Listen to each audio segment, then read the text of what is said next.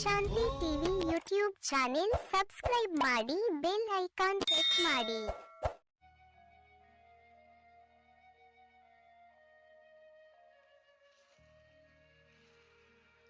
ಓಂ ಶಾಂತಿ. ನಾವೆಲ್ಲ ಆತ್ಮರು ಭ್ರೂ ಮಧ್ಯದಲ್ಲಿ ಸ್ಮೃತಿ ಸ್ವರೂಪರಾಗುತ್ತಾ ನಾವೆಲ್ಲ ಆತ್ಮರ ತಂದೆ ಪರಂಪಿತ ಶಿವ ತಂದೆಯನ್ನ ಪರಮಧಾಮದಲ್ಲಿ ಸ್ಮೃತಿ ಮಾಡಿಕೊಂಡು ಪ್ರಜಾಪಿತ ಬ್ರಹ್ಮ ತಂದೆ ಜಗದಂಬಾ ಸರಸ್ವತಿ ಮಮ್ಮ ತಾಯಿಯವರನ್ನ ಸೂಕ್ಷ್ಮವತನದಲ್ಲಿ ಸ್ಮರಿಸಿಕೊಂಡು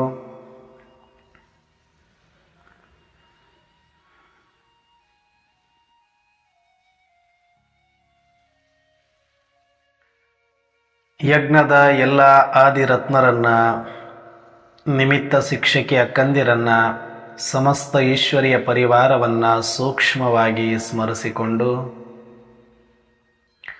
ಪ್ರತಿದಿನದಂತೆ ಈ ದಿನವೂ ಸಹ ಈ ಒಂದು ಮುರಳಿ ಚಿಂತನೆಯಲ್ಲಿ ಭಾಗವಹಿಸಿ ಆಲಿಸುತ್ತಿರುವ ನನ್ನೆಲ್ಲ ಸಹೋದರಾತ್ಮರಿಗೆ ಆತ್ಮೀಯವಾದ ಸ್ವಾಗತ, ಸುಸ್ವಾಗತ. ಈ ದಿನ ಮುರಳಿಯಲ್ಲಿ ಸ್ವಯಂ ಪರಂಪಿತ ಪರಮಾತ್ಮ ಶಿವ ತಂದೆ ಅನೇಕ ಮಹಾವಾಕ್ಯಗಳನ್ನು ಕೊಟ್ಟಿದ್ದಾರೆ. ಅದರಲ್ಲೂ ಮುರಳಿಯ ಪ್ರಶ್ನೋತ್ತರ ಸ್ಲೋಗನ್ ತುಂಬ ಚೆನ್ನಾಗಿರೋದ್ರಿಂದ ಆ ಒಂದು ವಿಷಯದ ಕುರಿತಾಗಿ ಸಂಕ್ಷಿಪ್ತವಾದ ಚಿಂತನೆಯನ್ನು ಮಾಡು.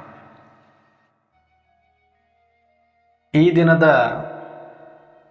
ಸ್ಲೋಗನ್ ಬೀಜರೂಪ ಸ್ಥಿತಿಯಲ್ಲಿ ಸ್ಥಿತರಾಗುವುದು ಹಳೆಯ ಸಂಸ್ಕಾರವನ್ನು ಪರಿವರ್ತನೆ ಮಾಡಿಕೊಳ್ಳುವ ವಿಧಿಯಾಗಿದೆ. ಬೀಜರೂಪದ ಸ್ಥಿತಿಯಲ್ಲಿ ಸ್ಥಿತರಾಗುವುದೇ ಹಳೆಯ ಸಂಸ್ಕಾರವನ್ನು ಪರಿವರ್ತನೆ ಮಾಡಿಕೊಳ್ಳುವ ವಿಧಿ. ಅಂದರೆ ಇದು ಬಿಟ್ಟರೆ ಬೇರೆ ದಾರಿ ಇಲ್ಲ. ಅಯ್ಯೋ ವಿಧಿಯೇ ಅಂತೀವಲ್ಲ, ವಿಧಿ ಅಂದ್ರೆ ವಿಧಾನ, ಇದು ಬಿಟ್ಟರೆ ಅನ್ಯ ಮಾರ್ಗ ಇಲ್ಲ ಅಂತ ನಾವೇನು ಅಂದ್ಕೊಂಡಿದ್ದೇವೆ. ಹಳೆಯ ಸಂಸ್ಕಾರಗಳು ಪರಿವರ್ತನೆ ಆಗದ ಹೊರತು ನಮಗೆ ಯೋಗ ಸಿದ್ಧಿಸುವುದಿಲ್ಲ ಅನ್ನುವ ಒಂದು ಕಲ್ಪನೆ ಅಥವಾ ಭ್ರಮೆಯಲ್ಲಿ ನಾವೆಲ್ಲರೂ ಇದ್ದೇವೆ. ಸ್ಥೂಲವಾದ ಶ್ರೀಮತದಲ್ಲಿ ಒಂದಷ್ಟು ತಪ್ಪುಗಳು ಆಗ್ತಾ ಇರುತ್ತೆ, ಸೂಕ್ಷ್ಮ ಶ್ರೀಮತದಲ್ಲಿ ಒಂದಷ್ಟು ತಪ್ಪುಗಳು ನಡೀತಾ ಇರುತ್ತೆ, ಮನಸ್ಸು ಚಂಚಲ ಆಗ್ತಾ ಇರುತ್ತೆ, ಬುದ್ಧಿ ಅಲೆದಾಡ್ತಾ ಇರುತ್ತೆ.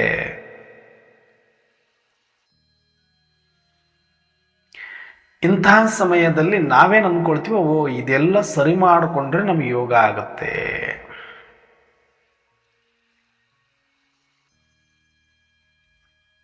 ಹೌದು, ಯೋಗಕ್ಕೆ ಒಂದಷ್ಟು ವಾತಾವರಣ ಬೇಕು ನಿಜ, ಯೋಗಕ್ಕೆ ಒಂದಷ್ಟು ತ್ಯಾಗ ಬೇಕು ನಿಜ, ಯೋಗಕ್ಕೆ ಒಂದಷ್ಟು ತಯಾರಿ ಬೇಕು ನಿಜ. ಅದೆಲ್ಲದಕ್ಕಿಂತ ಹೆಚ್ಚಾಗಿ ಯೋಗಕ್ಕೆ ಬೇಕಾಗಿರೋದು ಆಸಕ್ತಿ. ಸ್ಥೂಲ ಶ್ರೀಮತ ಏನಕ್ಕೆ, ಸೂಕ್ಷ್ಮ ಶ್ರೀಮತ ಏನಕ್ಕೆ ಪರಮಾತ್ಮ ಕೊಟ್ಟಿದ್ದಾರೆ? ಡೈರೆಕ್ಟಾಗಿ ಬೀಜರೂಪ ಸ್ಥಿತಿಯನ್ನು ಹೇಳ್ಬೋದಾಗಿತ್ತಲ್ವ? ಹಾಗಿದ್ರೆ ಅಂದರೆ ಬೀಜರೂಪ ಸ್ಥಿತಿ ಅನ್ನೋದು ಅದು ನಿರಾಕಾರ ಮಟ್ಟದ ಸ್ಥಿತಿಯಾಗಿರೋದ್ರಿಂದ ನಿರಾಕಾರದ ಸ್ಥಿತಿಯಲ್ಲಿ ಸ್ಥಿತರಾಗುವ ಅಭ್ಯಾಸ ಆಗಬೇಕು ಅಂದರೆ ಒಂದಷ್ಟು ಪೂರ್ವ ತಯಾರಿ, ಒಂದಷ್ಟು ಮನಸ್ಥಿತಿ ಇದು ತಯಾರಾಗಬೇಕಾಗತ್ತೆ ಒಳಗಡೆ. ನನಗೆ ನಿರಾಕಾರದ ಬಗ್ಗೆ ಒಂದಷ್ಟು ಕ್ಲಾರಿಟಿ, ನಿರಾಕಾರದ ಬಗ್ಗೆ ಒಂದಷ್ಟು ಆಸಕ್ತಿ ಹುಟ್ಟಿಸುವುದಕ್ಕೆ ಈ ಸ್ಥೂಲ ಧಾರಣೆಗಳು ಮತ್ತು ಸೂಕ್ಷ್ಮ ಧಾರಣೆಗಳು ಸಹಯೋಗ ನೀಡುತ್ತೆ. ಹಾಗಾಗಿ ನಮಗೆ ಆರಂಭದಲ್ಲಿ ಶಿವತಂದೆ ಬ್ರಹ್ಮಬಾಬರವರು ಸ್ಥೂಲ ಧಾರಣೆಗಳನ್ನು, ನಿಯಮಗಳನ್ನು, ಶ್ರೀಮತವನ್ನು ಕೊಟ್ಟಿದ್ದಾರೆ, ಸೂಕ್ಷ್ಮ ಶ್ರೀಮತವನ್ನು ಕೊಟ್ಟಿದ್ದಾರೆ. ಅಂದರೆ ಬೀಜರೂಪ ಸ್ಥಿತಿ ಅಂದರೆ ನಾವು ಬಹಳ ಈಸಿಯಾಗಿ ತಗೊಳ್ಬಾರ್ದು. ಇಡೀ ಜಗತ್ತಿನಲ್ಲಿ ಇರಬಹುದಾದಂಥ ಎಲ್ಲ ಸ್ಥಿತಿಗಳಿಗಿಂತ ಪರಮಶ್ರೇಷ್ಠ ಸ್ಥಿತಿ ಯಾವುದಾದ್ರೂ ಇದ್ರೆ ಅದು ಬೀಜರೂಪ ಸ್ಥಿತಿ, ಕರ್ಮಾತೀತ ಸ್ಥಿತಿ, ಉಪರಾಮ್ ಸ್ಥಿತಿ, ಅಶರೀರಿ ಸ್ಥಿತಿ, ಬಾಪ್ ಸಮಾನ ಸ್ಥಿತಿ ಅಂದರೆ ಪರಮಾತ್ಮನ ಸಮಾನ ಸ್ಥಿತಿ. ಇದಕ್ಕೂ ಮೇಲೆ ಮತ್ಯಾವ ಸ್ಥಿತಿ ಇಲ್ಲ. ಇದು ಫೈನಲ್. ಎಷ್ಟೇ ಸಾವಿರಾರು ವರ್ಷಗಳಿಂದ ಯಾವುದೇ ಸಮಾಧಿ, ಯಾವುದೇ ಯೋಗ, ಯಾವುದೇ ಮಾಡಿದರೂ ಕೂಡ ಅಂತಿಮದಲ್ಲಿ ಬೀಜದಲ್ಲಿ ಬಂದು ನಿಂತ್ಕೊಳ್ಬೋದು. ಅದಕ್ಕಿಂತ ಮೇಲೆ ಇನ್ಯಾವುದೇ ಇರೋದಿಲ್ಲ. ಬಟ್ ಇದನ್ನು ಅರ್ಥ ಮಾಡ್ಕೊಳ್ಬೇಕು. ಮೊದಲು ಅರ್ಥ ಮಾಡ್ಕೊಳ್ಳದೆ ಇದು ಸಿದ್ಧಿಸುವುದಿಲ್ಲ. ಭಾವಿಸಬಹುದು ನಾವಷ್ಟೇ. ಭಾವನೆಗಳಲ್ಲಿ ಸಮಾಧಿಗೆ ಹೋಗಬಹುದು ಬೇಕಾದ್ರೆ, ಆದರೆ ಯಥಾರ್ಥ ಜ್ಞಾನದ ಮುಖಾಂತರ ಬೀಜ ರೂಪದಲ್ಲಿ ನೆಲೆ ನಿಲ್ಲೋದಿದೆಯಲ್ಲ, ಇದು ಸಾಧನೆ. ಅಂದರೆ ಸ್ವಯಂ ಪರಮಾತ್ಮನ ಸಮಾನ ಸ್ಟೇಜ್ ಇದು. ಪರಮಾತ್ಮನ ಪಕ್ಕದಲ್ಲಿ ಒಂದು ಸೀಟ್ ಹಾಕ್ದಂಗೆ ಇದು. ಅಲ್ಲೇ ಕೂತ್ಕೊಂಡಂಗೆ ನಾವು ಯೋಚನೆ ಮಾಡಿ. ಇದು ಎಂಥ ಸ್ಥಿತಿ, ಎಂಥ ಸ್ಥಾನ ಅಂತ. ದೇವಾತ್ಮರ ಪಕ್ಕದಲ್ಲಿ ಅಲ್ಲ, ಶ್ರೀಕೃಷ್ಣ ಶ್ರೀರಾಮನ ಪಕ್ಕದಲ್ಲಿ ಅಲ್ಲ, ನಾರಾಯಣ ಲಕ್ಷ್ಮಿಯ ಪಕ್ಕದಲ್ಲಿ ಅಲ್ಲ, ಧರ್ಮಾತ್ಮರ ಪಕ್ಕದಲ್ಲಿ ಅಲ್ಲ, ಮಹಾತ್ಮರ ಪಕ್ಕದಲ್ಲಿ ಅಲ್ಲ, ಸಂತ ಶರಣ ಸ್ವಾಮಿಗಳ ಪಕ್ಕದಲ್ಲಿ ಅಲ್ಲ, ಸಾಕ್ಷಾತ್ ಸೃಷ್ಟಿಕರ್ತ ಭಗವಂತ ಅಂತ ಯಾರನ್ನ ಕರಿತೀವಿ ಆ ಪರಮಾತ್ಮನ ಪಕ್ಕದ ಸೀಟಲ್ಲಿ ಕೂತ್ಕೊಳ್ಳುವಂತಹ ಸ್ಥಿತಿ ಇದು. ಬೀಜರೂಪ ಸ್ಥಿತಿ. ಈಗ ನಾವು ಮಕ್ಕಳಿಗೆ ಅವಕಾಶ ಸಿಕ್ಕಿದೆ. ಬೀಜ ರೂಪ ಅಂದ್ರೆ ಏನು? ಅದು ಸ್ವರೂಪ ನಮಗೆ ಗೊತ್ತಾಗಿದೆ. ನಾನು ಆತ್ಮ ಬೀಜವಾಗಿದ್ದೇನೆ, ಪರಮಾತ್ಮ ಬೀಜವಾಗಿದ್ದಾರೆ, ಡ್ರಾಮಾ ಒಂದು ಬೀಜವಾಗಿದೆ. ಆತ್ಮ ಬಿಂದು, ಡ್ರಾಮಾ ಬಿಂದು, ಪರಮಾತ್ಮ ಬಿಂದು. ಈ ಸತ್ಯವನ್ನು ಅರ್ಥ ಮಾಡಿಕೊಂಡು ಬಿಂದು ಸ್ಥಿತಿಯಲ್ಲಿ ಸ್ಥಿತನಾಗುವ ರೂಪ ಇದು. ಇದು ಯಾರೋ ಒಬ್ರು ಏನೋ ಅಲ್ಪ ಸ್ವಲ್ಪ ತಿಳ್ಕೊಂಡ ಮಟ್ಟಿಗೆ ಶಾಸ್ತ್ರದ ಮುಖೇನ ಇನ್ನೊಂದ್ರ ಮುಖೇನ ನಾನು ತಿಳ್ಕೊಂಡು ಈ ಮಟ್ಟಕ್ಕೆ ಬರ್ತೀನಿ ಅಂದ್ರೆ ಅದು ಅಸಂಭವ. ಅಸಂಭವ. ಭಾಗಶಃ ಬೀಜರೂಪವನ್ನು ಅನುಭವ ಮಾಡ್ಬೋದು. ಸಂಪೂರ್ಣ ಬೀಜರೂಪ ಅರ್ಥ ಆಗಬೇಕು ಅಂದರೆ ಅವರಿಗೆ ಆತ್ಮಜ್ಞಾನ ಪರ್ಫೆಕ್ಟ್, ಪರಮಾತ್ಮ ಜ್ಞಾನ ಪರ್ಫೆಕ್ಟ್, ಡ್ರಾಮಾ ಜ್ಞಾನ ಅರ್ಥಾತ್ ಸೃಷ್ಟಿಯ ಜ್ಞಾನ ಪರ್ಫೆಕ್ಟ್ ಇದ್ದವರು ಮಾತ್ರನೇ, ಆ ಕಾಲಜ್ಞಾನ ತಿಳಿದಿರೋರು ಮಾತ್ರನೇ, ಪರಮಾತ್ಮನಲ್ಲಿರುವ ಆ ತ್ರಿಕಾಲ ಜ್ಞಾನ, ತ್ರಿನೇತ್ರ, ತ್ರಿಮೂರ್ತಿಯ ಜ್ಞಾನವನ್ನು ಅರ್ಥ ಮಾಡಿಕೊಂಡಿರೋರು ಮಾತ್ರನೇ ಆ ಬೀಜದಲ್ಲಿ ಬಂದು ನಿಲ್ಲಕ್ಕೆ ಸಾಧ್ಯ ಸಂಪೂರ್ಣವಾಗಿ. ಅವರು ಪರಮಾತ್ಮನ ಪಕ್ಕದಲ್ಲಿ ಕೂತ್ಕೊಳ್ಬಹುದು. ಬಾಪ್ ಸಮಾನ ಸ್ಥಿತಿ ಮೇ ರೈಟ್ ಹ್ಯಾಂಡ್ ಬಚ್ಚೆ ಅಂತ ಹೇಳ್ತಾರಲ್ಲ ಬಾಬಾ, ಆ ಸ್ಥಿತಿ ಇದು. ಇದನ್ನು ನಾವು ಯಾರು ಬೇಕಾದರೂ, ಯಾವಾಗ ಬೇಕಾದರೂ, ಎಲ್ಲಿ ಬೇಕಾದರೂ, ಹೇಗೆ ಬೇಕಾದರೂ ಅಭ್ಯಾಸ ಮಾಡಿ ಆ ಸ್ಟೇಜನ್ನು ಪಡ್ಕೊಳ್ಬೋದು. ಇದಕ್ಕಿಂಥವ್ರೇ ಕೊಡಬೇಕು, ಬ್ರಹ್ಮನೇ ಕೊಡಬೇಕು, ಮಮ್ಮನೇ ಕೊಡಬೇಕು. ಸತ್ಯುಗದಲ್ಲಿ ಬೇಕಾದ್ರೆ ನಮಗೆ ಪದವಿಗಳು ಫಿಕ್ಸ್ ಇದೆ. ಅಲ್ಲಿ ನಾನು ಇವ್ರದ್ದು ನಾನು ಕೂತ್ಕೊಳ್ತೀನಿ ಅಂತಂದ್ರೆ ಇಲ್ಲ, ಅಲ್ಲಿ ಚೇರ್ಗಳ ಯಾರ್ದು ಇಲ್ಲ, ರಿಸರ್ವ್ಡ್. ಅಲ್ಲಿ ನಾರಾಯಣ, ಆಮೇಲೆ ಲಕ್ಷ್ಮೀನಾರಾಯಣ ಪಕ್ಕದಲ್ಲಿ ಮತ್ತೆ ಯಾರ್ಯಾರ್ದು ಅಂತ ರಿಸರ್ವ್ ಏನು ಆದಿರತ್ನರದ್ದಾಗಿದೆ, ಅದಾದ ಮೇಲೆ ಮತ್ತೆ ಯಾರ್ಯಾರ್ದು ಬರುತ್ತಾ ಹಾಗೆ ಹೋಗುತ್ತೆ ಸೀರಿಯಲ್ ಪ್ರಕಾರ. ಡ್ರಾಮಾದಲ್ಲಿ ಎಲ್ಲ ಪದವಿಗಳು, ಎಲ್ಲ ಪೊಸಿಷನ್ಗಳು ವಿಧಿವತ್ತಾಗಿರೋದ್ರಿಂದ ನನ್ನ ಸೀಟನ್ನು ಯಾರೂ ಕಿತ್ಕೊಳ್ಳೋಕ್ಕಾಗಲ್ಲ, ಬೇರೆ ಯಾರ ಸೀಟಲ್ಲೂ ನಾನು ಕೂತ್ಕೊಳ್ಳೋಕ್ಕಾಗಲ್ಲ. ಹೇಗೋ ಹಾಗೆ ಬ್ರಹ್ಮನಿಂದ ಹಿಡಿದು ಕಟ್ಟ ಕಡೆಯ ಆತ್ಮನವರೆಗೂ ಕೂಡ ಬೇರೆ ಯಾರು ಯಾರ ಸೀಟಲ್ಲೂ ಕೂತ್ಕೊಳ್ಳೋಕ್ಕಾಗಲ್ಲ. ಯಾಕಂದ್ರೆ ಎಲ್ಲರ ಪಾತ್ರವೂ ಕೂಡ ಫಿಕ್ಸ್, ನಿಯಮಾನುಸಾರ ಫಿಕ್ಸ್ ಆಗಿ ಹೋಗಿದೆ. ಗುದ್ದಾಡೋದೇನು ನಮ್ಮ ಪಾತ್ರ ನಾವೇ ಮಾಡಬೇಕು, ನಮ್ಮ ಡೈಲಾಗ್ ನಾವೇ ಹೇಳಬೇಕು, ನಮ್ಮ ಸೀನರಿಗಳನ್ನು ನಾವೇ ತಯಾರು ಮಾಡಬೇಕು. ನನ್ನ ಜಾಗವನ್ನು ಈ ಡ್ರಾಮಾದಲ್ಲಿ ತುಂಬಲಿಕ್ಕೆ ಯಾರಿಗೂ ಸಾಧ್ಯ ಇಲ್ಲ. ನಮ್ಮದಲ್ಲ, ಒಂದು ಸೊಳ್ಳೆಯ ಜಾಗವನ್ನು ತುಂಬಲಿಕ್ಕೂ ಯಾರಿಗೂ ಸಾಧ್ಯ ಇಲ್ಲ. ಅಷ್ಟು ಪರ್ಫೆಕ್ಟ್ ಆಗಿ ಡ್ರಾಮಾದಲ್ಲಿ ಎಲ್ಲವೂ ಫಿಕ್ಸ್ ಆಗಿದೆ ಅಂತ ಪರಮಾತ್ಮ ಸರ್ಟಿಫೈಡ್ ಮಾಡಿದ್ದಾರೆ. ಅಂದರೆ ಸತ್ಯಯುಗದಲ್ಲಿ ನಾನು ಎಕ್ಸ್ಚೇಂಜ್ ಮಾಡಿಕೊಂಡು ಬಿಡ್ತೀನಿ ಸೀಟು.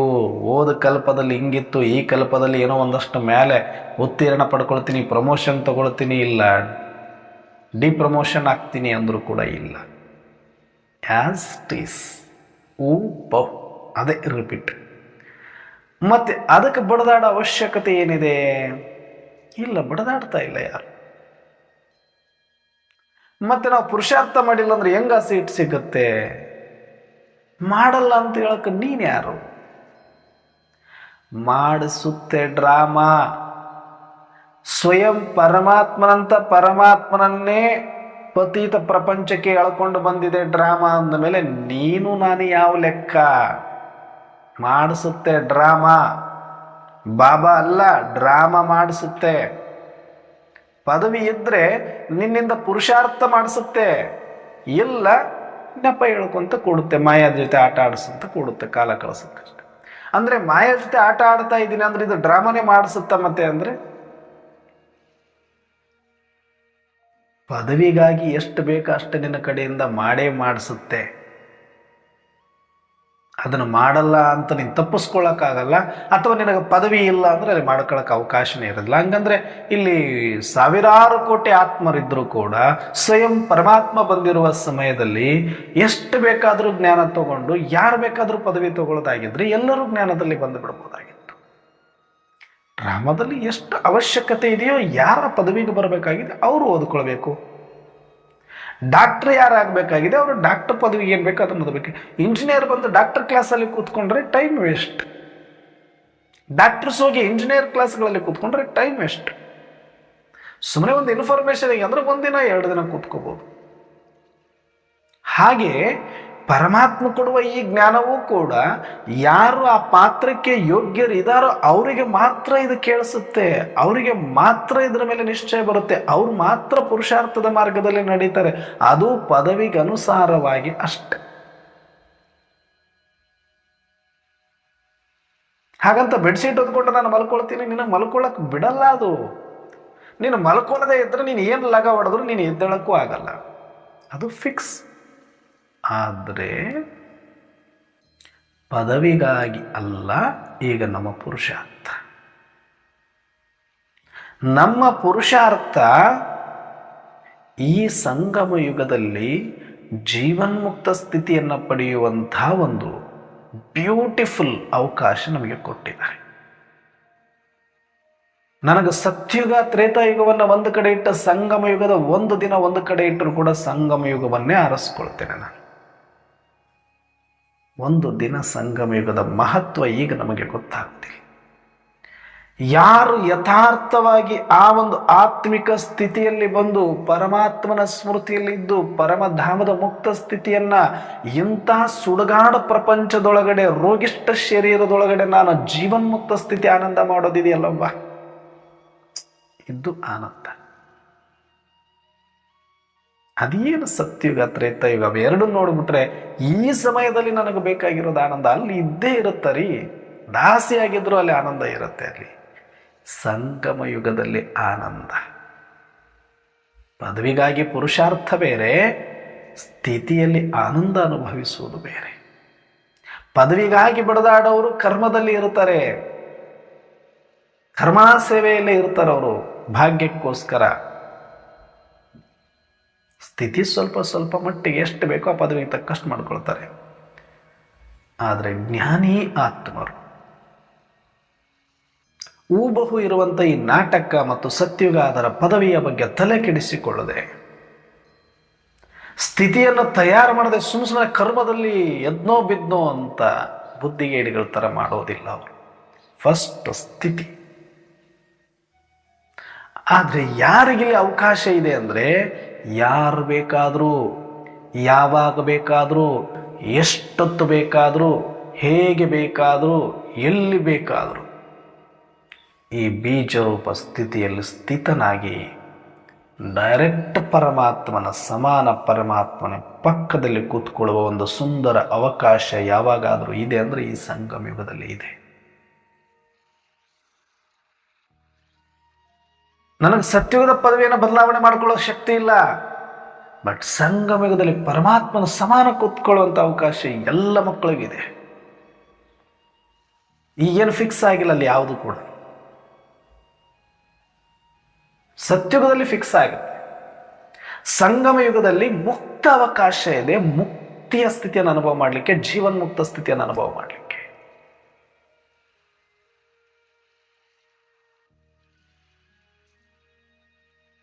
ಯಾಕೆ ಅವಕಾಶ ಕಳ್ಕೋಬೇಕು ನನಗೆ? ಬ್ರಹ್ಮ ಸಮಾನ, ಮೊಮ್ಮ ಸಮಾನ, ಭಗವಂತನ ಸಮಾನ ಆಗುವಂಥ ಅವಕಾಶ ನಾವೆಲ್ಲ ಮಕ್ಕಳಿಗೂ ಖುಲ್ಲ, ಓಪನ್. ಇದರಲ್ಲಿ ಯಾವುದು ರಿಸ್ಟ್ರಿಕ್ಷನ್ಸ್ ಇಲ್ಲ, ಯಾರು ಬೇಕಾದರೂ ಆಗ್ಬೋದು.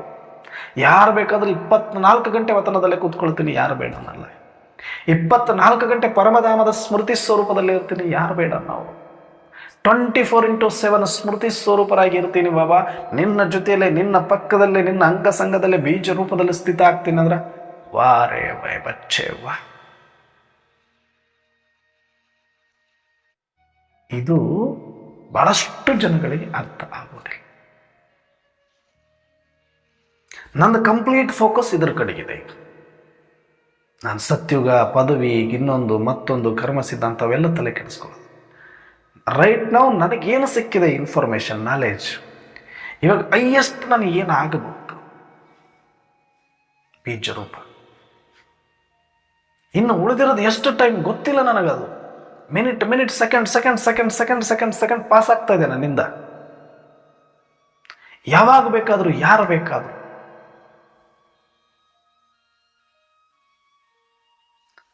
ಮೊನ್ನೆ ಬೆಂಗಳೂರಲ್ಲಿ ನಮ್ಮ ರಮೇಶ್ ಅಣ್ಣವ್ರ ಅಕ್ಕ, ಕಲಾವತಿ ಅಕ್ಕನೂ ಏನವ್ರ ಹೆಸರು, ಪಾಪ ಆಕ್ಸಿಡೆಂಟಲ್ಲಿ ಶರೀರ ಬಿಟ್ಟರು ಅಂತ ಸುದ್ದಿ ಬಂತು. ಎಷ್ಟು ಒಳ್ಳೆಯ ಸೇವಾದಾರಿ ಆತ. ಎಷ್ಟೊಂದು ಜನಗಳನ್ನ ಜ್ಞಾನಕ್ಕೆ ಕರ್ಕೊಂಡು ಬಂದೆ. ಎಷ್ಟು ಲವಲವಿಕೆಯಿಂದ ಇದ್ರು, ಎಷ್ಟು ಆಕ್ಟಿವ್ ಆಗಿದ್ರು, ಆರೋಗ್ಯವಾಗಿದ್ರು. ಸಡನ್ ಆಗಿ ಆಕ್ಸಿಡೆಂಟಲ್ಲಿ ಶರೀರ ಬಿಟ್ಟರು ಅಂತ ಕೇಳಿದೆ. ಅನ್ಕೊಂಡಿದ್ರ ಆತ್ಮ? ಇನ್ನು ಏಜ್ ಇತ್ತು, ಆರಾಮಾಗಿ ಆರೋಗ್ಯ ಇತ್ತು, ಸೇವೆಯ ಉಮ್ಮಂಗ ಉತ್ಸಾಹ ಇತ್ತು. ಬಟ್ ತಮ್ಮ ಜೀವನ ಎಷ್ಟಾಗುತ್ತೋ ಅಷ್ಟು ತೊಡಗಿಸಿಕೊಂಡ್ರು, ಸಫಲ ಮಾಡಿಕೊಂಡ್ರು. ನಿಜ, ನಾವು ಹಿಂಗೆ ಇರ್ತೀವಿ ಅಂತ ಯಾರಿಗೆ ಗೊತ್ತಿದೆ? ಯಾರಿಗೆ ಇವತ್ತು ಭರವಸೆ ಇದೆ ಹೇಳಿ? ಆ ಸುದ್ದಿ ಕೇಳಿದ ಮೇಲೆ ನಮ್ಮದು ಸ್ಪೀಡು ಇನ್ನೂ ಸಾಕಾಗ್ತಾ ಇಲ್ಲ ಅಂತ ಅನಿಸ್ತು. ಇನ್ನೂ ಒಂದೊಂದು ಕ್ಷಣದ ಬಗ್ಗೆ ಈಗ ಲೆಕ್ಕ ಆಗ್ತಾ ಇದೆ. ಗಂಟೆಗಳು ವೇಸ್ಟ್ ಮಾಡೋ ಟೈಮ್ ಹೋಗೋಯ್ತು ಈಗ ನಮ್ಮದು. ಒಂದೊಂದು ನಿಮಿಷಗಳು ವ್ಯರ್ಥ ಆಗದಂಗೆ ನೋಡ್ಕೊಳ್ಬೇಕು ಅಂತ ಮೊನ್ನೆ ನಾನು ಕೂತ್ಕೊಂಡು ನಮ್ಮನ್ನು ನಾವು ಮತ್ತೆ ರೀಚೆಕ್ ಮಾಡ್ಕೊಂಡು, ರೀಪ್ಲ್ಯಾನ್, ರೀಶೆಡ್ಯೂಲ್ ಮಾಡಿಕೊಂಡ್ರಿ. ಯಾಕಂದ್ರೆ ಇನ್ನು ಮುಂದೆ ಅಚಾನಕ್ ಸ್ಟಾರ್ಟ್ ಆಗೋಗಿದೆ.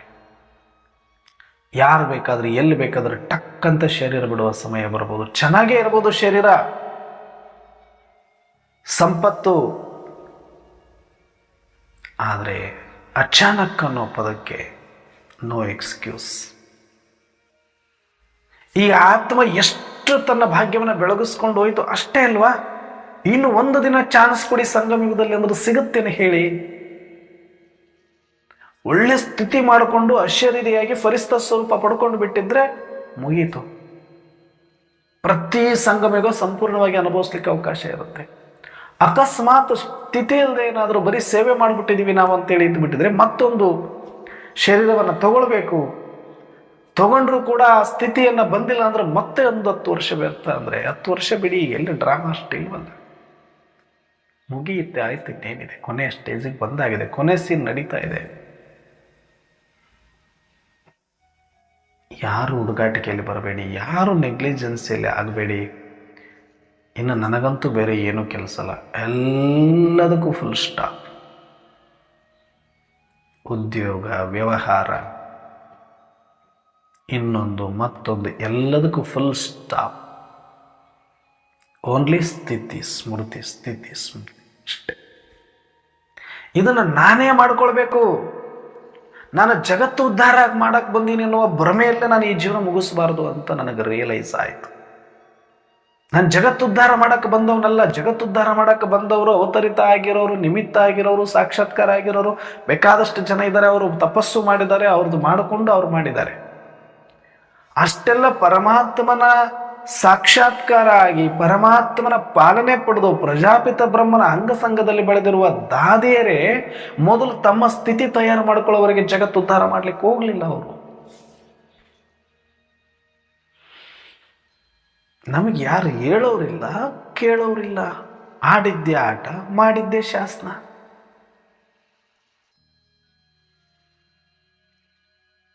ಇಲ್ಲಿ ಬನ್ನಿ, ಅಲ್ಲಿ ಬನ್ನಿ, ಇದು ಮಾಡಿ, ಅದು ಮಾಡಿ. ಹಿಂಗೆ ಹೋದ್ರೆ ನನ್ನ ಕೇಳೋರು ಯಾರಾದ್ರ ಅಂತಿಮದಲ್ಲಿ ಏನು ಮಾಡಿಕೊಂಡೆ ಅಂದ್ರೆ ಏನು ಹೇಳೋದೈತಿ? ಅದಕ್ಕೆ ಎಲ್ಲದಕ್ಕೂ ಫುಲ್ ಸ್ಟಾಪ್.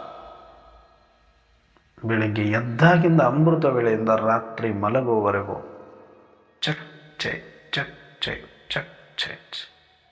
ಇಲ್ಲಿ ದಿನ ಇಲ್ಲಿ ದಿನ ಇಲ್ಲಿ ದಿನ ಇಲ್ಲಿ ದಿನ ಇಷ್ಟೆ.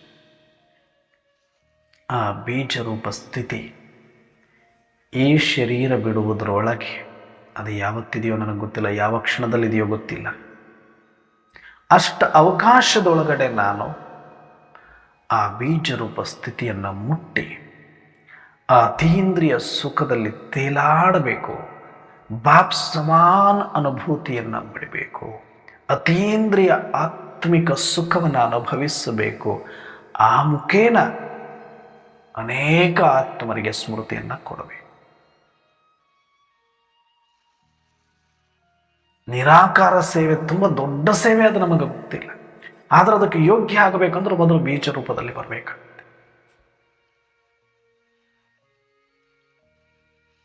ಇದನ್ನು ಮಾಡಬೇಕು ಅಂದ್ರೆ ಬರೀ ಕರ್ಮ ಮಾಡ್ಕೊಂತ ಕೂಡ್ತೀನಿ ಅಂದ್ರೆ ಆಗೋ ಮಾತಿಲ್ಲ. ಇದು ಬಹಳ ಜನ ಹೇಳ್ತಾರೆ, ಇಲ್ಲ ಅಂತಿಮದಲ್ಲಿ ನೀವೇನು ಸೇವೆ ಮಾಡೋಕ್ಕಾಗಲ್ಲ.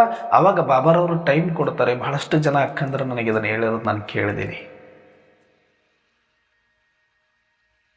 ಅಕ್ಕವ್ರೆ, ನಾನು ತಪಸ್ಸು ಮಾಡ್ತೀನಿ, ನನಗೊಂದಷ್ಟು ಅಭ್ಯಾಸ ಮೊದಲಿದ್ದನ್ನು ಯೋಗದಲ್ಲಿ ಕೂಡಬೇಕಂತ.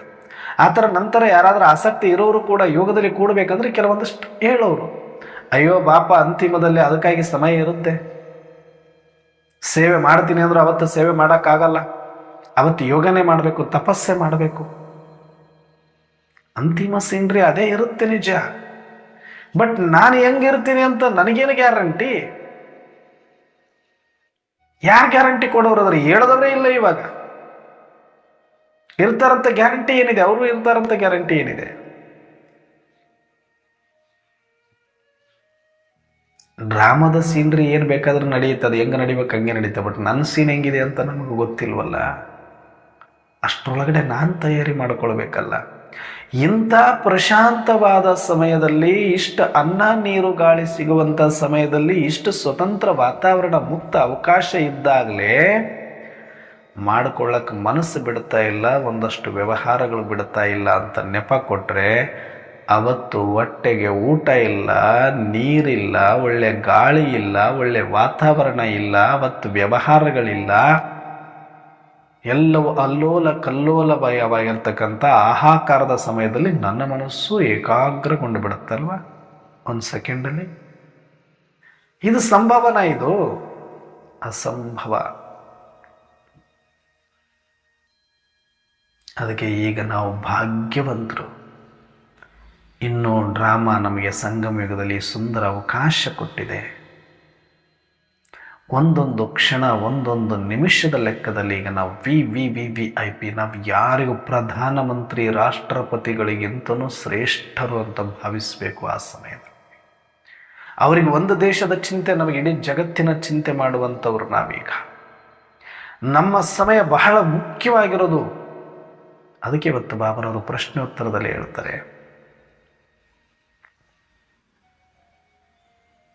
ಧಾರಣೆ ಮಾಡಿಕೊಂಡಿರುವ ಮಕ್ಕಳ ಅಥವಾ ಸ್ಥಿತಿಯಲ್ಲಿರುವಂಥ ಮಕ್ಕಳ ಲಕ್ಷಣಗಳು ಏನು? ಅವರು ದೇವತೆಗಳ ಥರ ಇರ್ತಾರೆ, ಹಸನ್ಮುಖಿಯಾಗಿರ್ತಾರೆ, ವ್ಯರ್ಥದಲ್ಲಿ ಬರೋದಿಲ್ಲ, ಪರನಿಂದನೆ ಮಾಡೋದಿಲ್ಲ, ಅಂತಿಂಥ ಮಾತುಗಳು ಅವ್ರ ಬಾಯಿಂದ ಹೊರಡೋದಿಲ್ಲ, ಫುಲ್ ಸ್ಟಾಪ್ ಇಟ್ಟು ಬಿಡ್ತಾರೆ. ಯಾಕೆ? ಅವರಿಗಿದ್ರ ಅರಿವಾಗಿರುತ್ತೆ. ಯಾರಾದರೂ ಶರೀರ ಬಿಡುವ ಸಮಯದಲ್ಲಿ ಸ್ಥೂಲ ಪ್ರಜ್ಞಾವಸ್ಥೆಯನ್ನು ಕಳ್ಕೊಂಡ್ರೆ ಅವರು ಈ ಕಡೆ ಅರಿವಿನಲ್ಲಿಲ್ಲರಿ, ಆ ಕಡೆ ಅರಿವಿನಲ್ಲಿದ್ದಾರೆ ಅಂತಾರೆ. ಇವರು ಆ ಕಡೆ ಅರಿವಿಗೆ ಹೋಗ್ಬಿಟ್ಟಾರೆ, ಈ ಕಡೆ ಅರಿವಿನಾಗಿಲ್ಲ ಅಂತಾರೆ. ಅಂದರೆ ಏನೇನೋ ಮಾತಾಡ್ತಾ ಇರ್ತಾರೆ ಆ ಕಡೆ ಲೆಕ್ಕದಲ್ಲಿ ಅಂತಂದ್ರೆ ಮುಂದಿನ ಜನ್ಮಕ್ಕೆ ಹೋಗೋ ವ್ಯವಸ್ಥೆ ಮಾಡ್ಕೊಳ್ತಾ ಇರುತ್ತೆ ಆತ್ಮ ಅಂತ. ಹಾಗೆ ಈಗ ನಮಗೆ ಜಗತ್ತು ಬದುಕಿದ್ದಾಗಲೇ ಅನ್ನಬೇಕು, ಇವರು ಈ ಕಡೆ ಅರಿವಿನೊಳಗೆ ಇಲ್ಲ, ಆ ಕಡೆ ಅರಿವು. ಎಲ್ಲಿಟ್ಟಿದೆ ಅರಿವು ಅಂತಾರಲ್ಲ, ನಮಗೆ ಅರಿವು ಇಲ್ಲಿಟ್ಟಿಲ್ಲಪ್ಪ, ನಾನು ಬೇರೆ ಕಡೆ ಇಟ್ಟೀನಿ ಅಂತ ಗೊತ್ತಾಗಬೇಕು ಜಗತ್ತಿಗೆ. ನನ್ನ ಅರಿವು ಏನಿದ್ರು ಆತ್ಮಿಕ ಸ್ಥಿತಿ, ಬೀಜರೂಪ ಸ್ಥಿತಿಯನ್ನು ಮಾಡಿಕೊಳ್ಳೋದ್ರ ಕಡೆಗೆ ಮಾತ್ರ. ಈ ಸಮಯದಲ್ಲಿ ನಾವು ಸ್ವಾರ್ಥಿ ಆಗಲೇಬೇಕು. ಜಗತ್ತುದ್ಧಾರ ಮಾಡುವಂಥ, ಮಹದುಪಕಾರ ಮಾಡುವಂಥ ಮಹಾನ್ ಶಾಲೆಗಳಾಗಕ್ಕೆ ಹೋಗಿ ನಾನು ಏನೂ ಮಾಡಿಕೊಂಡಿಲ್ಲ ಅಂದರೆ ನಾಳೆ ಪಶ್ಚಾತ್ತಾಪ. ಕೂತ್ಕೊಳ್ಳಿ, ಯಾರನ್ನು ಮೆಚ್ಚೋದಕ್ಕೆ ಹೋಗ್ಬೇಡಿ, ಸಾಕು. ಯಾರನ್ನು ಮೆಚ್ಚಿಸಿಲ್ಲ. ನೀವು ಇಲ್ಲಿ ತನಕ ನೀವು ಅನ್ಕೊಂಡಿರಿ ಮೆಚ್ಚಿದ್ದಾರೆ ನನ್ನದು. ಯಾರು ಮೆಚ್ಚಿಲ್ಲ. ಒಂದು ದಿನ ಸಾಕು ನಿಮ್ಮನ್ನು ಕಾಲಿಂದ ಒದೆಯೋದಕ್ಕೆ. ಪರಿವಾರದವರಾದರೂ ಅಷ್ಟೇ, ಯಾರಾದರೂ ಅಷ್ಟೇ, ಲೌಕಿಕದವರಾದರೂ ಅಷ್ಟೇ. ಸಮಯ ಮುಗಿತಾ ಕಿಕ್ಕು. ಜಗತ್ತಿನ ನಿಯಮ ಅದು. ಯಾರನ್ನ ಮೆಚ್ಚಿಸಿ ಏನು ಮಾಡೋದಿದೆ ಇಲ್ಲಿ? ನಾನು ಕೂತ್ಕೊಳ್ಳಿ. ಸೆಂಟ್ರಲ್ಲಿ ಅವಕಾಶ ಇದ್ದರೆ ಗಂಟೆಗಟ್ಟಲೆ ಅಲ್ಲಿ ಕೂತ್ಕೊಳ್ಳಿ. ಯಾಕಂದರೆ ಸೆಂಟ್ರಲ್ಲಿ ವಾತಾವರಣ ಚೆನ್ನಾಗಿ. ಇಲ್ಲ ಮನೆಯಲ್ಲೇ ಒಂದು ಬಾಬಾ ರೂಮ್ ಮಾಡಿಕೊಂಡು ಒಂದು ವಾತಾವರಣ ಮಾಡಿಕೊಂಡ್ರೆ ಅಲ್ಲಿ ಕೂತ್ಕೊಳ್ಳಿ. ಇಲ್ಲ ಬಾಬಾ ರೂಮ್ ಮಾಡ್ಕೊಳ್ಳೋಕೆ ವ್ಯವಸ್ಥೆ ಇಲ್ಲ, ಒಂದು ಮನೆಯಲ್ಲಿ ಜಾಗ ಮಾಡ್ಕೊಂಡು ಕೂತ್ಕೊಳ್ಳಿ. ಟೆರೆಸ್ ಮೇಲೆ ಕೂತ್ಕೊಳ್ಳಿ. ನಿಮಗೆ ಎಲ್ಲಿ ಪ್ರಶಾಂತ ಅನಿಸುತ್ತೋ, ಏಕಾಂತ ಅನಿಸುತ್ತೋ, ಎಷ್ಟೊತ್ತು ಕೂತ್ರು ಯಾರು ಎಬ್ಸಲ್ಲ ಅನ್ನುವಂಥ ನಂಬಿಕೆ ಇರುತ್ತೋ ಅಲ್ಲಿ ಕೂತ್ಕೊಂಡು ಅಭ್ಯಾಸ ಮಾಡಿ. ಅರ್ಧ ಗಂಟೆ 1 ಗಂಟೆ ಸಾಕಾಗಲ್ಲ, 2 ಗಂಟೆ 3 ಗಂಟೆ ಮಿನಿಮಮ್ ಹೋಗಬೇಕೀಗ ನೀವು. ಅಷ್ಟು ಆನಂದ ಇದೆ ಅದರೊಳಗಡೆ, ಅಷ್ಟು ಪರಿಶ್ರಮ ಇಲ್ಲದೆ ಏನು ಮಾಡೋಕ್ಕಾಗಲ್ಲ ನೀವು. ಬೀಜರು ಅಂದರೆ ಪ್ರಶ್ನಾತೀತ ಸ್ಥಿತಿ. ಯಾಕೆ, ಏನು, ಹೇಗೆ ಅನ್ನುವ ಪ್ರಶ್ನೆಗಳೇ ಬರಬಾರ್ದು. ಆಶ್ಚರ್ಯಕ ಚಿಹ್ನೆ ಬರಬಾರದು, ಪ್ರಶ್ನಾರ್ಥಕ ಚಿಹ್ನೆ ಬರಬಾರದು, ಉದ್ಗಾರ ಚಿಹ್ನೆ ಬರಬಾರದು.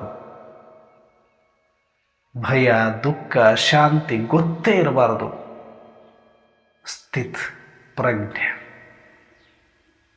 मैं बिंदु हूँ, मेरा बाबा बिंदु, मेरा ड्रामा भी बिंदु.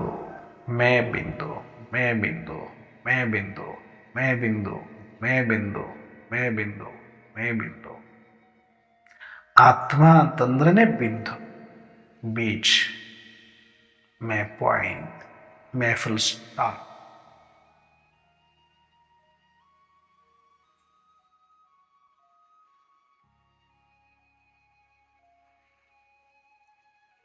ಸಾಕ್ಷಿ ಸ್ಟೇಸ್. ಮಾತು ಕಡಿಮೆ ಮಾಡಿ, ವ್ಯವಹಾರ ಕಡಿಮೆ ಮಾಡಿ, ಚಿಂತೆ ಕಡಿಮೆ ಮಾಡಿ. ಹಿಂದಿಂದ ನೆನೆಸ್ಕೊಳ್ಬೇಡಿ, ಮುಂದಿನ ಬಗ್ಗೆ ಚಿಂತಿಸಬೇಡಿ. ಪ್ರೆಸೆಂಟಲ್ಲಿ ಏನು ಮಾಡಬೇಕು ಪರ್ಫೆಕ್ಟಾಗಿ ಪ್ಲಾನಿಂಗ್ ಮಾಡ್ಕೊಳ್ಳಿ. ನೀವೆಷ್ಟೇ ಬ್ಯುಸಿ ಶೆಡ್ಯೂಲ್ ಇದ್ದರೂ ಕೂಡ ಒಂದು ಮಿನಿಮಮ್ 3 ಗಂಟೆ ಅವಶ್ಯವಾಗಿ ತೆಗೆದು ಕೂತ್ಕೊಳ್ಳಿ. ಹಂಗೂ ನಿಮಗೆ ಸಿಕ್ಕಿಲ್ಲ ಅಂದ್ರೆ ನಿದ್ದೆಗೆಟ್ಟಾದರೂ ಕೂತ್ಕೊಳ್ಳಿ, ತಪ್ಪಿ. ಮೇ ಬಿಂದು, ಮೇ ಬಿಂದು, ಮೇ ಬಿಂದು, ಮೇ ಬಿಂದು.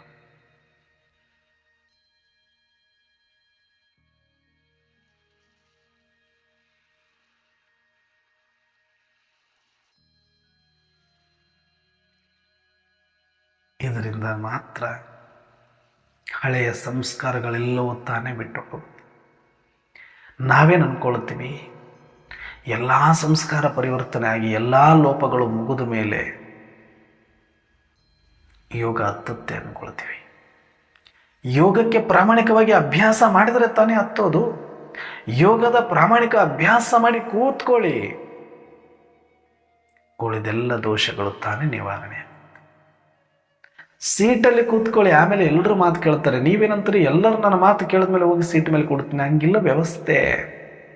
ಅದು ರಾಜ ಆದರೂ ಸರಿ, ಅದು ಮಂತ್ರಿ ಆದರೂ ಸರಿ, ಅದು ಮಿನಿಸ್ಟರ್ ಆದರೂ ಸರಿ, ಅದು MLA ಆದರೂ ಸರಿ. ಮೊದಲು ಸೀಟಲ್ಲಿ ಕೂತ್ಕೊಂಡ್ಬಿಡ್ಬೇಕು, ಆಮೇಲೆ ಜನ ಮಾತು ಕೇಳ್ತಾರೆ. ಅಯ್ಯೋ, ನನಗೆಲ್ಲ ಜನಗಳು ಮನ್ನಣೆ ಕೊಟ್ಟ ಮೇಲೆ, ಜನಗಳು ನನ್ನ ಮಾತು ಕೇಳ್ತೀನಂತ ಒಪ್ಕೊಂಡ ಮೇಲೆ ನಾನು ಹೋಗಿ ಕೂತ್ಕೊಳ್ತೀನಿ ಅಂದರೆ ಯಾರು ನೀನು ಒಪ್ಕೊಳ್ಳೋದಿಲ್ಲ, ನೀನು ಬಂದು ಕೂತ್ಕೊಳ್ಳೋದಿಲ್ಲ. ಕೂತ್ಕೋ, ಎಲಿಜಿಬಲ್ ಆಗಿ ಕೂತ್ಕೋ ಅಷ್ಟೇ. ಯಾರನ್ನೂ ನೋಡೋಕೋಬೇಡ, ಯಾರನ್ನೂ ಮೆಚ್ಚೋಕೋಬೇಡ. ಯಾರು ಏನು ಅಂದ್ಕೊಂಡ್ರು ಸರಿ, ದುರಂಕಾರಿ ಅಂದರೂ ಸರಿ, ಕೂತ್ಕೋ. ಆಮೇಲೆ ಎಲ್ಲರೂ ನಿನಗೆ ಸಾಲ ಮಾಡಿತಾರೆ, ಮಾತು ಕೇಳ್ತಾರೆ. ಹಾಗೆ ಆತ್ಮಿಕ ಸ್ಥಿತಿಗೆ ಎಲಿಜಿಬಲ್ ಆಗಿ ಆ ಸ್ಥಿತ ರೂಪದೊಳಗಡೆ ಕೂತ್ಕೊಂಡ್ಬಿಡು. ಮನ ಬುದ್ಧಿ ಸಂಸ್ಕಾರಗಳು ನೀನು ಹೇಳಿದಂತೆ ಕೇಳಲೇಬೇಕು. ಅದಕ್ಕೆ ಸ್ವರಾಜ್ ಮೇ ಸೆಟ್ ಹೋ ಜಾವು. ನಿಮ್ಮ ಸೀಟಲ್ಲಿ ಸೆಟ್ ಆಗಿ ಮಕ್ಕಳೇ. ನೀವು ಸೆಟ್ ಆಗೋವರೆಗೂ ಇದು ಅಪ್ಸೆಟ್ ನಡೀತಾ ಇರುತ್ತೆ. ನೀವೇನು ಅನ್ಕೊಳ್ತೀರಿ, ಅಪ್ಸೆಟ್ ನಿಂತ ಮೇಲೆ ಸೆಟ್ ಆಗ್ತೀನಂತ. ಇಲ್ಲ, ನೀವು ಸೆಟ್ ಆದರೆ ಅಪ್ಸೆಟ್ ನಿಂತು ಹೋಗುತ್ತೆ.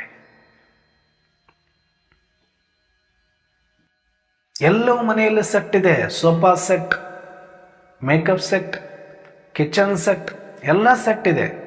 But mind upset. ಯಾಕೆ? ಇಲ್ಲಿ ಸೆಟ್ ಮಾಡೋದು ಗೊತ್ತಾಗಿಲ್ಲ, ಮನೆಯಲ್ಲೆಲ್ಲ ಸೆಟ್ ಮಾಡೋದು ಗೊತ್ತಾಗಿದೆ, ಈ ಮನೆಯಲ್ಲಿ ಇಲ್ಲಿ ನನ್ನ ಸ್ಥಿತಿಯನ್ನು ಸೆಟ್ ಮಾಡೋದು ಗೊತ್ತಾಗ್ತಿಲ್ಲ. ಅದಕ್ಕೆ ಅಪ್ನೆ ಸೀಟ್ ಕೋ ಸೆಟ್ ಕರ್, ಅಪ್ನೆ ಸೀಟ್ ಮೇ ಸೆಟ್ ಹೋ ಜಾ. ಇಲ್ಲಿ ಸೆಟ್ ಆಗಕ್ಕೆ ಬಂದರೆ ಎಲ್ಲ ಅಪ್ಸೆಟ್ ಸ್ಟಾಪ್. ಅದಕ್ಕೆ ನಾವು ಬಹಳ ಸೀರಿಯಸ್ ಆಗಿ ತಗೊಳ್ಳಿ. ಇನ್ನು ಮುಂದೆ ಸಮಯವನ್ನು ವ್ಯರ್ಥ ಮಾಡಬೇಡಿ, ಯಾರನ್ನು ಮೆಚ್ಚಿಸೋದನ್ನು ಸ್ಟಾಪ್ ಮಾಡಿ, ಯಾವ ಪದವಿದು ಆಸೆ ಇಟ್ಕೊಳ್ಬೇಡಿ. ಮೊದಲು ಸ್ಮೃತಿ ಸ್ವರೂಪರಾಗುವಂಥ ಬೀಜ ರೂಪದಲ್ಲಿ ಬರುವಂಥ ಪ್ರಾಮಾಣಿಕ ಪ್ರಯತ್ನಕ್ಕಾಗಿ ಒಂದಷ್ಟು ಸಮಯ ಕೊಡಿ. ಯಾಕಂದರೆ ನೀವು ಮಮ್ಮ ಬ್ರಹ್ಮ ಆದಿರತ್ನರಿಗಿಂತ ದೊಡ್ಡವರೇನಲ್ಲ. ಅಂಥವರೇ ಕೂತಿದ್ದಾರೆ, ಅಂಥವರೇ ತಪಸ್ಸು ಮಾಡಿದ್ದಾರೆ, ಅಂಥವರೇ ಅಭ್ಯಾಸ ಮಾಡಿದ್ದಾರೆ. ನಮಗೆ ಭ್ರಮೆ ಮಾಯೆ ಹೆಂಗಿಡಿಸಿದೆ ಅಂದರೆ ಅಂತಿಮದಲ್ಲಿ ಆಗ್ಬಿಡ್ತೀವಿ, ಲಾಸ್ಟಲ್ಲಿ ಟೈಮ್ ಸಿಕ್ಕಿಬಿಡುತ್ತೆ, ಎಲ್ಲ ನಾವು ಅನ್ಕೊಂಡಂಗೆ ಡ್ರಾಮಾ ನಮ್ಮ ಕೈಯೊಳಗೆ ಇದೆ ಅನ್ನೋಂಥ ಅಹಂಕಾರ ಮತ್ತು ಭ್ರಮೆಯಲ್ಲಿ ಬದುಕ್ತಾ ಇದ್ದೀವಿ. ನಿಜವಾಗ್ಲೂ ಇದು ಫುಲಿಶ್ನೆಸ್. ಇದನ್ನು ರಿಯಲೈಸ್ ಬೇಗ ಮಾಡ್ಕೊಳ್ಳಿ, ಇದರಿಂದ ಹೊರಗಡೆ ಬನ್ನಿ, ಕೂತ್ಕೊಳ್ಳಿ. ಅಚ್ಚ. ಓಂ ಶಾಂತಿ.